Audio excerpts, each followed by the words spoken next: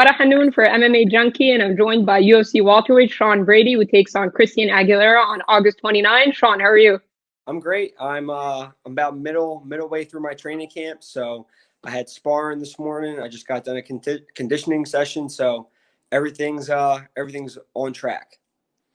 Awesome. I've been seeing you do a lot of work with Eddie Alvarez. Tell me about your training camp and how that's been. Yeah, so Eddie and me are from the same city, and we never really got to train much together before this time. But I knew he was trying to get some training in, and with all this COVID stuff going on, I knew he wasn't. All the gyms were shut down, so he wasn't getting anything in. So I reached out to him, and we've been training ever since. We started training a couple months ago, and it just turned out that I was fighting Christian Aguilera, who they kind of have like the same body style. So it was just perfect timing, for me to get training with him. We're sparring, we're wrestling, we're doing everything together. So it's been perfect working with Eddie, and he's a veteran and he was a world champion, and he's given me all kinds of little tips and just helping me out with a lot of stuff. So it's been really good.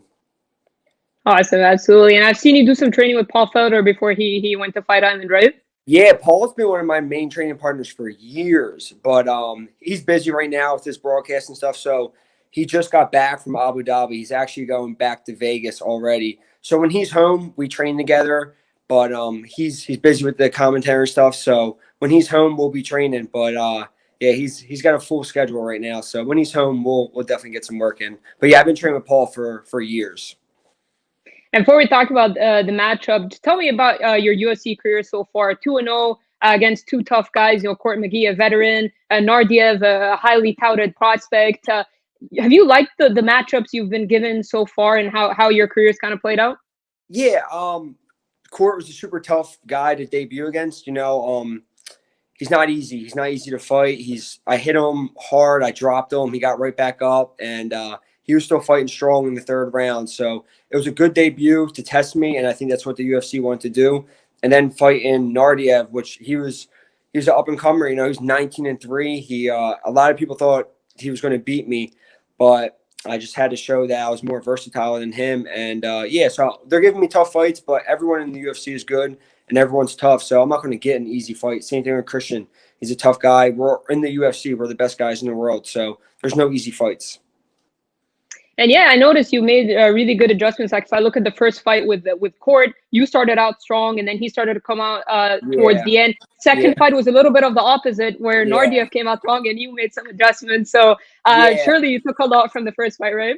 Yeah, I knew Nardiev was he comes out super, super hot the first round. So he was throwing flying knees and spinning wheel kicks. So I knew if I got through that first round, the second and third, I would be able to implement my game plan and get him to the ground and beat him up on the floor. And that's what I did, But you have to be able to adjust on the fly in the UFC, because you never know. They could be coming in with a different game plan. And he was a wrestler too, so it was it was a good fight. So I'm happy with my two fights so far. I'm hoping to get a finish this fight, but you never know. It's easier said than done. And yeah, you showed like improvements and kind of new wrinkles in your game with the Nardiev fight, but you don't have a wrestling background, do you?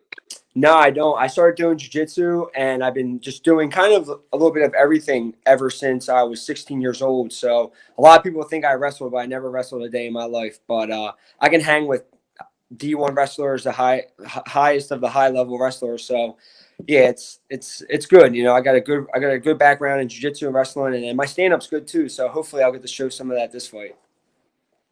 And I know you wanted a big name after that fight, and Christian had a really impressive UFC debut. Yeah. But were you hoping for a bigger name when they gave you Christian?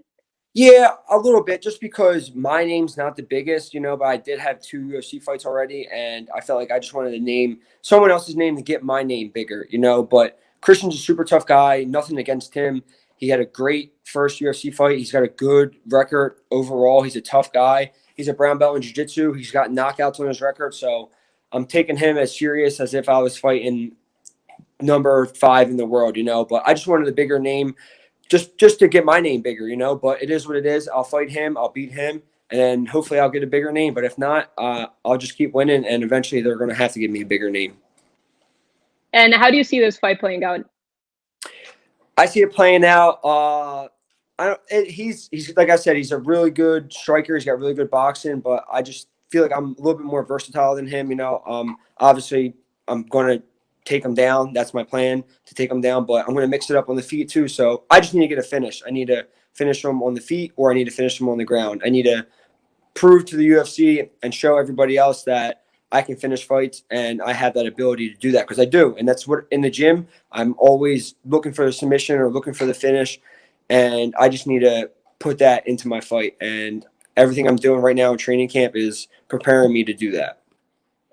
You came pretty close in your first two fights, actually, knocking Court McGee down, and you had that guillotine at the end of the Nardia fight. That seemed, yeah. Yeah, so it's there. It's there. I just gotta believe in myself a little bit more with my skill set. If I believe myself the way my teammates and my coaches believe in me, I can beat and finish anybody in the world. So once that belief is there in myself, which it's getting there, I'll be able to finish any of these guys. So yeah, I dropped Court. I think if that was anybody else in the world, they would have been knocked out. And if I had like 5 more seconds from Nardiev, I would have finished them. But those guys are both super tough. So yeah, it is what it is. And I know you get asked this question quite a bit, and you kind of shut it down about move to lightweight, and you say like, yeah. You've looked good. You've looked good at welterweight, and I think those questions came because you weighed in at, I think, at 167 in your UFC debut. That scale was very off. I was 170 on the dot, and when it said like 167, I was like, there's no way. Because I walk around upwards of 200 pounds. I cut from like 190 to 170 in a very short amount of time. So I'm a big 170 pounder. I'm not tall, but I got the size. So I'm middleweight. I mean, I'm middleweight. Lightweight is never, ever going to happen. If there was 165, I would kill myself to make that extra 5 pounds, just because I am a shorter welterweight. I'm 5'10" on a good day, So if there was that 165 class, I would definitely go to it. But 155, I would literally have to cut off a body part to make that. So it's not happening. And so you're saying like the cut to 170 is quite tough on you usually? It's not tough, but I mean, I eat very well and take care of myself all throughout the year. And I still walk around upwards of 200 pounds, So I get down to like in the low 90s, and then I do a pretty big water cut. So it's not easy at all. I get up, I'm 190, 193 when I go back and fight. So I'm not a small welterweight by any means. I'm short. That's about it. But I make up for it in other areas. And I know you were talking before, like your first couple of fights, that you wanted it to be active. Were you trying to get in there before August 29, or is this kind of the first opportunity that came up? Yeah, so I wanted to get in there in the beginning of August or even July, but I'm in Philly, and so obviously all the COVID stuff going on, everything's been shut down, and then in Philly, technically our gyms aren't even open yet. So like we're kind of like, you're allowed to train pro athletes, and that's kind of weird. So I'm only in the gym with like me, my 2 coaches or 3 coaches, and a training partner, like with Eddie or a couple other guys. So you're only allowed to run like pro practices, and that's just recently happened. So I'm doing my strength and conditioning over in Jersey with my guy, Rich Polar, who I've been doing it with for years. But my other guy, Sean Thompson in Philly, he's still closed. So he's just giving me workouts to do, because I have a gym in my house, luckily. But yeah, everything's still kind of closed down out here. So August 3rd, all the gyms are allowed to open back up, but you're supposed to wear a mask, and there's all kinds of stuff. So our guidelines have been crazy, and there's all those protests and stuff. So Philly's still kind of rough to even train at. So June was what I wanted to do, but that was kind of out of the picture when all this stuff started going on. So this timeline's perfect. I want to do this and then get one more in this year and keep the ball rolling. Nice. And your first couple of fights, you had the crowd chanting your name. What are your thoughts on fighting with no crowd? I think it's going to be better. I think a lot of that like anxiety I get from like my mom, my dad, my girlfriend, all my family, my friends being there. And I just want to perform in front of them. There's not going to be anybody there. And in the gym is where I do my absolute best work. There's no one in the gym besides the guys who are in there. So I'm going to be in an empty arena with my coaches. I'm going to be able to hear them clear as day. So I think it's going to play in my favor the most. I think I'm going to be able to do some of my best work. So I'm excited for it. And you talked about coming out with in the Aguilera fight with a grapple approach. How about the 25-foot cage? I'm assuming that would favor your game plan. Well, I didn't even know that it was a smaller cage, but I'm sure it's going to favor me. What's it, about 5 feet smaller? So yeah, I'm sure it is going to favor me. But it's a fight. He's a brown belt in jiu-jitsu. He's got a grappling background. I'm not just going to go out there and put him on his back. He's going to be ready for that, you know. So I'm going to be there mixing it up. I can fight on the feet. I can fight on the ground. I can fight anywhere. So wherever the fight happens, I'm ready for it. But it is nice to know that it's going to be a smaller cage. All right, I'm gonna leave you with a couple more questions, and I appreciate your time. You're undefeated. There aren't many undefeated fighters in UFC. Do you ever feel any pressure? Do you pay any mind to your record and being undefeated? Do you feel that pressure at all?